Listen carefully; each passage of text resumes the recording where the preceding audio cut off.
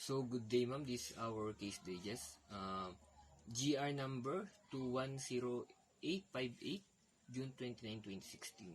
Department of Foreign Affairs, petitioner versus the BCA International Corporation as the respondent.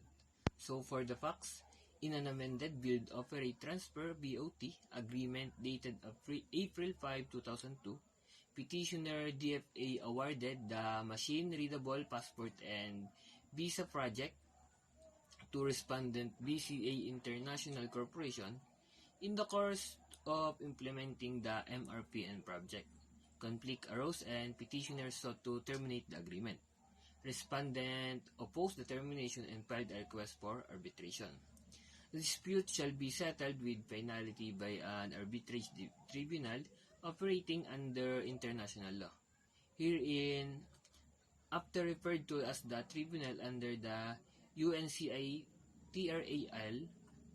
arbitration rules contained in Resolution 31/98 adopted by the United Nations General Assembly on December 15, 1976, and entitled Arbitration Rules on the United Nations Commissions on the International Trade Law. The place of arbitration shall be on Pasay City, Philippines, or such other place as may be mutually agreed upon by both parties. On June 29, 2009, an ad hoc arbitral tribunal was constituted.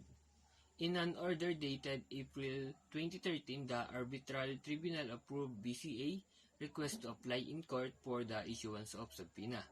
On May 16, 2013, BCA filed before the RTC a petition assistance in taking evidence pursuant to the implementing rules and regulation of the Alternative Dispute Resolution Act of 2004, or Republic Act number 9285. Issue whether or not the witnesses presented before the ad hoc arbitral tribunal are prohibited from disclosing information on the basis of the deliberative process privilege. Ruling. As a qualified privilege, the burden of the proof for the government agency asserting the deliberative process privilege is on agency asserting the right to show that the material in question meets both predecisional and deliberative condition. The agency bears the burden of establishing the character of the decision, the deliberative process involved, and the role played by the documents in the process. It can be overcome by demonstrating that the discoverant interest in the material's disclosure outweigh the government interest in their confidentiality.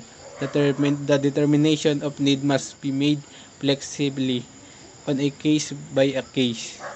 ADHOC basis according to the court, and factors relevant to this balancing include the relevance of the evidence, whether there is reason to believe that documents may shed light on government misconduct, whether the information sought is available from the other sources and can be obtained without jeopardizing the government deliberative process, and the importance of the materials to the discoverant case.